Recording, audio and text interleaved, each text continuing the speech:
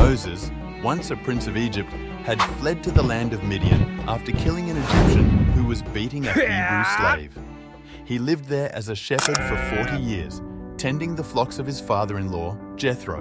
One day, while leading his flock near Mount Horeb, also known as the Mountain of God, Moses saw a strange sight, a bush that was on fire but not consumed by the flames.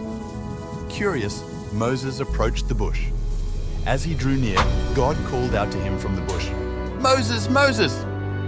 Moses responded, "Here I am." God instructed Moses to remove his sandals, for the ground he stood on was holy.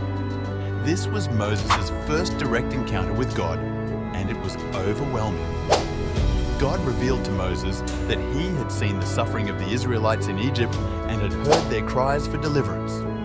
God then gave Moses an extraordinary mission to return to Egypt and lead the Israelites out of slavery to the Promised Land. Moses was initially reluctant, feeling inadequate for such a monumental task. He questioned his abilities, saying, "Who am I that I should go to Pharaoh and bring the Israelites out of Egypt?" God assured Moses that he would be with him and provided signs to demonstrate his power, including the ability to turn Moses' staff into a serpent and back again. Despite Moses' doubts and concerns, God chose him to be the leader of his people, emphasizing that it was not about Moses' strength, but God's power working through him.